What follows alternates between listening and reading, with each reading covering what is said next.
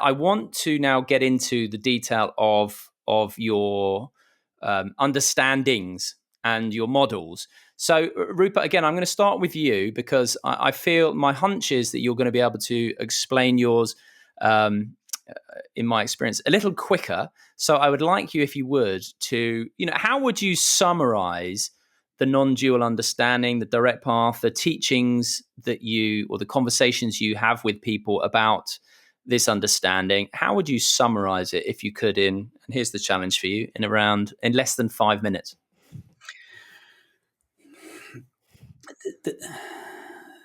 The general overview I would describe like this, that reality is a single, infinite, and indivisible whole whose nature is pure consciousness, or in religious language, spirit, or we could also say love. And that everyone and everything derives its apparently independent existence from it. That's basically it. So that was good. That was much less now, than 5 minutes. I'll Sorry, just add one more. That's the understanding in a sentence. What are the implications of this understanding? I'd like to describe this in two ways. One in reference to our internal experience, and one in reference to our so-called external experience, our relationship with others, objects, the world. In relation to our internal experience, the implications of this understanding are peace and happiness. Peace and happiness are the inevitable consequences on the inside of this understanding. And in terms of our experience on the outside, love is the inevitable consequence of this understanding. Love in relationship to people and animals, and in relation to objects, the same experience is referred to as beauty. So the implications of this understanding are peace and happiness on the inside, love and beauty on the outside. I want to return to a couple of bits that you've said before I ask Rupert to explain a couple of bits. But the first actually is around infinite, because I remember I've interviewed Rupert myself on my podcast, and I remember speaking, Rupert, to you about this, and about I thought of infinite as that classic sort of expanding in all directions forever. But actually, you explained that was a misunderstanding. Well, yes. Okay. Let me talk a little bit about. This one's for Rupert, Tom. I just want him to answer back to this. I see. Yes, the normal idea of infinite, the layperson's idea of infinite, is that infinite just means extended indefinitely in all dimensions. Time goes on and on and on and on forever. Space goes on and on forever. Infinite, at least in the way that I use the word, I think this is not the mathematical use of the word. I use the word infinite to mean not finite, which means having no dimension at all, dimensionless. Now, it's not possible for a human mind to think of or visualize something with no dimensions, because everything we think of or imagine is filtered through the limitations of our own minds. And our own minds operate in 4 dimensions, 1 dimension of time, 3 dimensions of space. That's how we visualize. So everything we visualize is within the framework of the limitations of our own mind. So it is literally not possible for us to visualize or even think of something with no dimensions, because it's only possible to think of something that has some extension in time or space. So by infinite, I literally mean without any dimensions at all. And that it is, if we can speak of it this way, the activity of this infinite, in inverted commas, consciousness, which from the position of what you, Tom, refer to as an avatar, what I would say from the localized perspective of each of our finite minds, appears to us as the physical universe. What we are really perceiving, in my language, I would suggest, is the activity of infinite consciousness. I think, if I understand you correctly, Tom, you would say it was information. But what we are perceiving is the activity of infinite consciousness as it appears when perceived through the faculties, the limited faculties of each of our localized minds, or the avatar, as Tom calls it. And in other words, it is the limitations of our own mind that render the activity of consciousness as the universe that we perceive. Yeah. Mm-hmm. There we go. Does that make a bit? How does that square up for you, Tom? Well, I would again. I agree with everything that Rupert says here. Consciousness is dimensionless. It is beyond what we can comprehend. It is far. Just to say it's beyond what we can comprehend is an understatement. Yes, indeed, all of that I agree with. But I still would not use. I would use the metaphor of infinite. It appears infinite. Yes, it would seem infinite to us, but floating in an inner tube in the middle of the Atlantic Ocean, the ocean would appear infinite to us as well. We would see nothing but ocean for week after week after week floating in this inner tube, and it certainly would seem infinite. Yeah. But this is the problem with semantics, isn't it? I mean, it's the limit of language, which is why God, for example, is such a loaded word. Yeah. Rupert uses different metaphors than I use. I think is primarily the difference between us is our choice of metaphors. I come with the metaphors of science. He comes with the metaphors of philosophy. Yeah. And basically, the reason I would say that it is not, and I don't use the word infinite, as though I would agree with all that description. I would say that's a metaphorical infinite and agree with it entirely. Yeah. But actually, infinity is something that can never be achieved.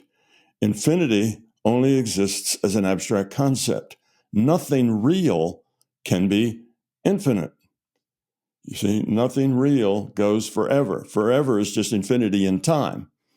So the fact that I can't see a boundary, can't experience a boundary, can't see an ending, it just seems to go on. Well, that's okay. So does evolution. Just go on. Evolution doesn't get to a point where it says, all right, nothing else to do. Evolution just is open-ended. It just is, and it just goes. So I say that consciousness is a real thing. Matter of fact, I say it is the only real thing. And because it's a real thing, it can't be infinite. And it is not supernatural.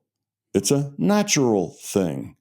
So, of course, a scientist would want to see whatever it is he's working on as a real thing, a natural thing. Science doesn't start with supernatural things that are beyond existence. So it exists, it's real, therefore it's finite. If finite, it has boundaries, but those are boundaries beyond what we can ever see, understand, or experience. They're outside. And what is beyond that boundary? Well, it's just unknown. Yeah. We just don't know. And not only that we don't know, but we can't know. Because we are consciousness. We are part of that system. So we can't see outside the system because we are the system. We're inside the system. So nevertheless, consciousness is the only thing that is real. It's fundamental. Everything else is virtual, which means a creation of consciousness. Illusory, in other words. Yeah. Yeah, from Buddha's viewpoint, it's all an illusion. Yeah. Yes, I say it's all, virtual. Yeah. It's information. So it's understanding. So that's kind of a difference. So from a physicist's viewpoint, it's real and it's finite. But from all of our interaction with it, it appears to us and seems to us to be forever and infinite. That's our sense of it, just like it would be our sense of it floating in the middle of the ocean. But it doesn't mean that it is. Now, what does the difference does that boundary make? It makes no difference whatsoever. It's not important. So in my model of consciousness, the fact that it has a boundary doesn't actually lead to anything important. Saying that it's infinite doesn't actually lead to anything important, because both of those are language. It's just it's metaphor. It's the way we express our ideas. Yeah. So I think that's, it's a difference between philosophy and science in a way that you see the world and express it. But it doesn't really affect the conclusions that you come to, because all of Rupert's conclusions are my conclusions as well. Yeah. And arguing over whether it's really infinite or not, to me, seems like a silly, non-functional argument, because that doesn't matter. That's a detail of description. Yeah. And it's not really fundamental to becoming love. No. Okay. Which is where we're going to end up on this podcast, becoming love. But still, Rupert, I want to ask you that. So two things that Tom says about consciousness, and you've already acknowledged the limits of language. And I know, Rupert, you say really the only real way to understand this, and you alluded to it as well, Tom, by saying it's so far beyond human understanding. It's an understatement. But you talk about it in terms of it can only be really understood through silence. But still, coming back to the language we do have available to us, in terms of Tom saying, consciousness could have a boundary, and also that consciousness itself is evolving. What's your take on that?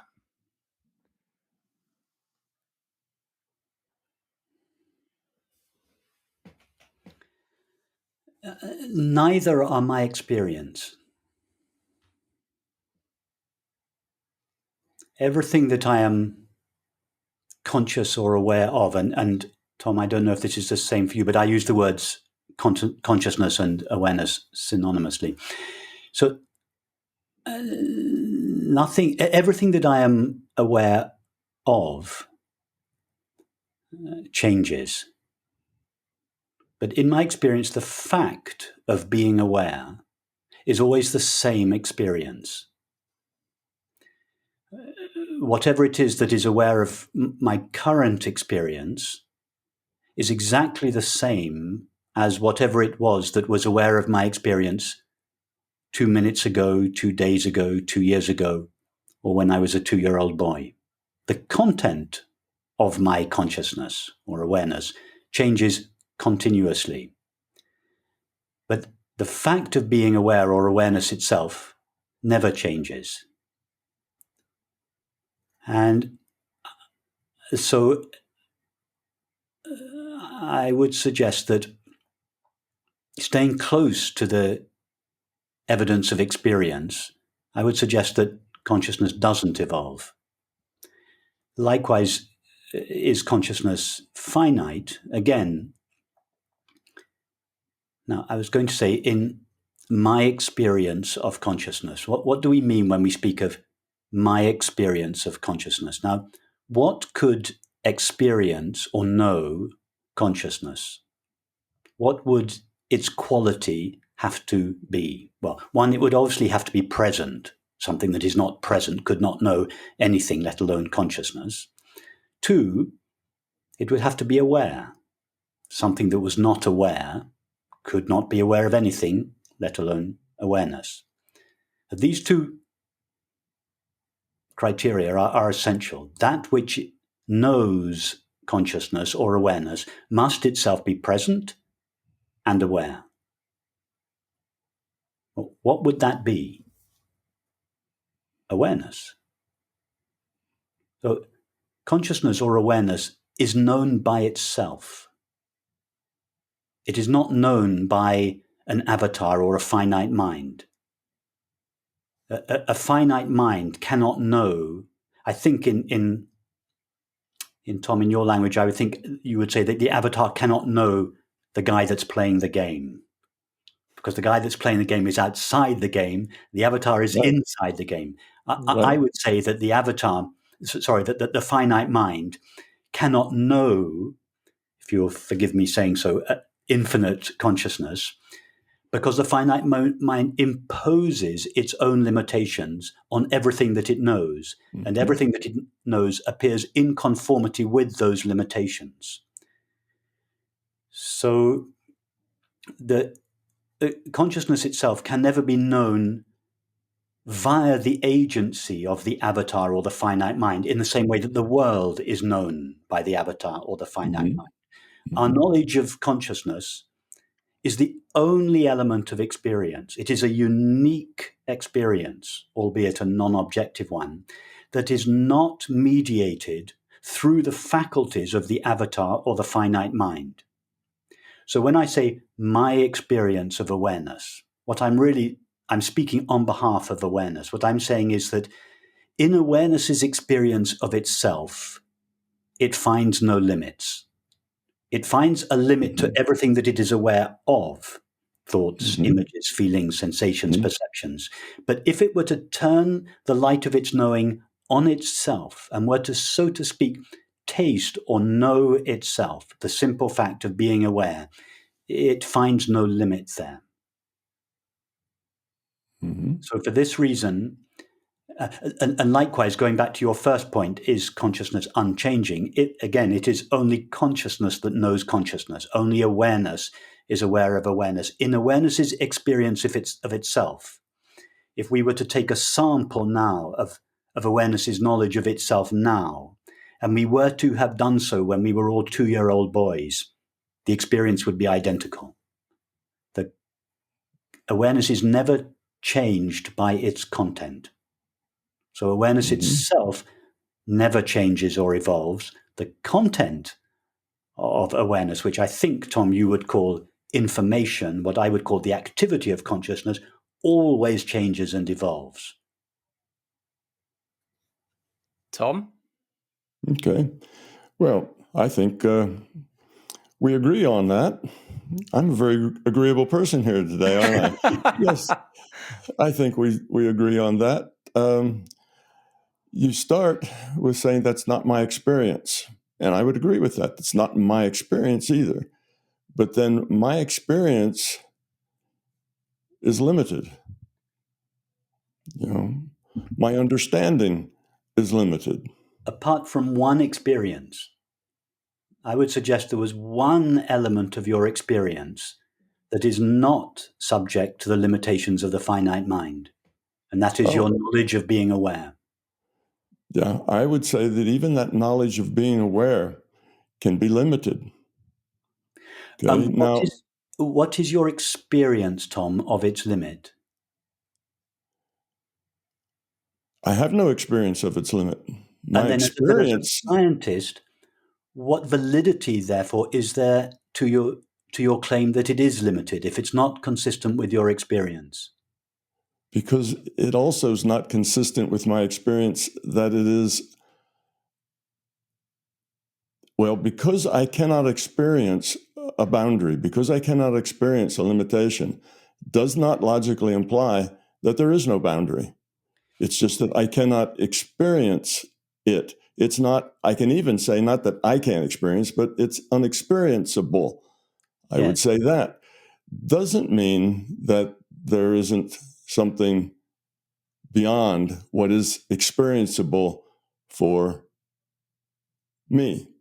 So I would agree with the things you said. I don't experience boundaries either. It seems to be unlimited in that sense. But can I come back to you, Tom? Can I ask you a question to just probe a bit further?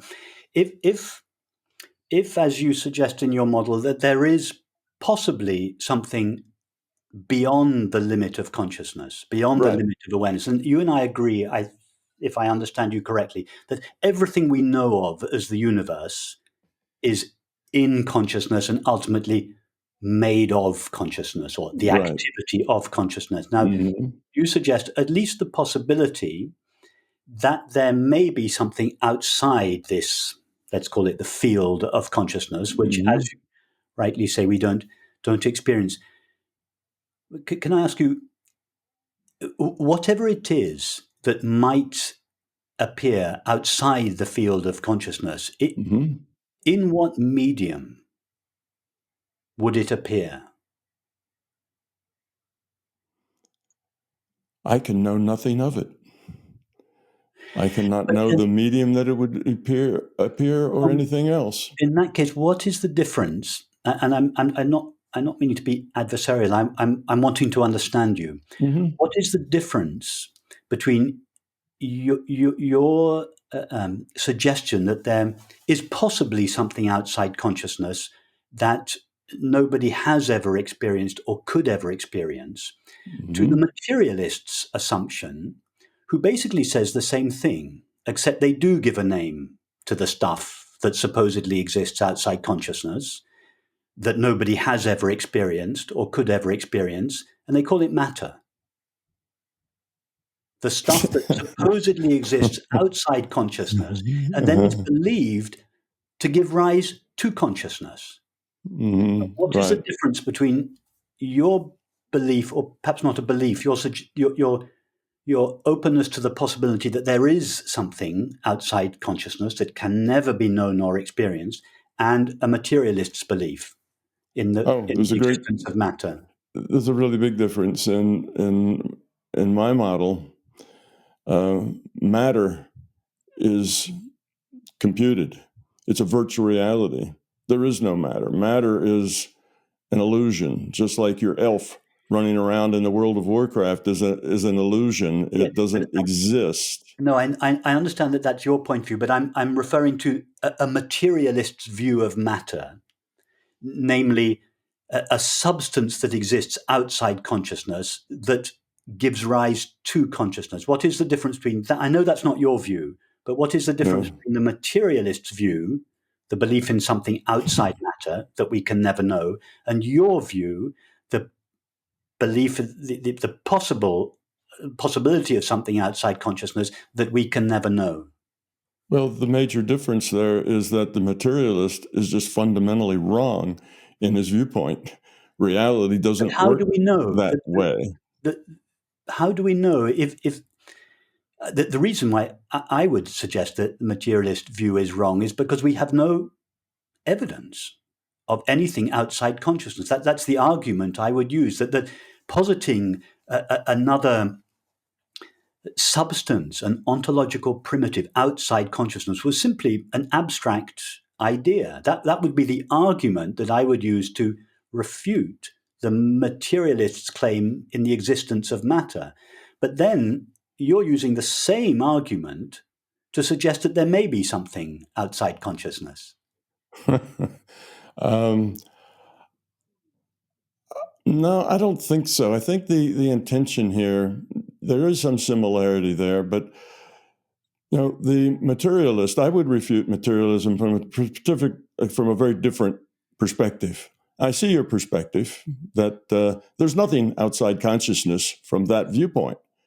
Okay, and that's there's sort of the material world doesn't exist because there's nothing outside consciousness. That's kind of a handy tautology, but I would refute materialism in a different way, and that is that materialism posits that matter is fundamental. And if matter is fundamental, then determinism is, you know, determinism is essential. If you're a materialist, you have to be a determinist because the materialist world is built from the ground up of little tiny particles that make bigger particles that make bigger particles that make reality. And all of that's determined.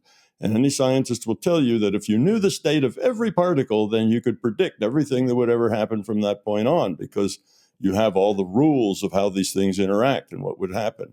So you have to be a determinist. If you're a determinist, that everything is already determined, then basically you're also a nihilist, because if everything's determined, then there is no evolution, there is no change, there is no growth, there is no learning, and by default, there is no point. There is no reason. I understand that. May I just hop in briefly? Rupert, I think you always say that experience is the ultimate test of reality. Is that correct? Yes, experience plus reasonable inference. Okay. So it seems to me that your issue with the materialist paradigm is one of there is a belief that there is something outside of consciousness, and it is the fact that it is a belief that is the truck you have with it, and therefore the truck you have with what Tom's suggesting is that he's talking about the possibility of something outside of consciousness, but that also is a belief. So am I right in saying it's just the fact that both positions are born of belief? Born of unverifiable beliefs. So, Tom, you straight away acknowledge that it's an unverifiable belief. Yes. I would, in response to the materialist, I would say, why is it necessary to posit the existence of a substance outside consciousness, namely matter, when it is perfectly possible to build a model of reality using only consciousness? And I think Tom and I agree on this. Mm-hmm. So I would suggest that the conventional idea of matter as something outside consciousness is simply redundant. We can just simply remove it. It's just not necessary. It's not a reasonable inference. By reasonable inference, I mean an inference that we need to make in order to make sense of reality. We don't need the idea of matter in order to make sense of reality.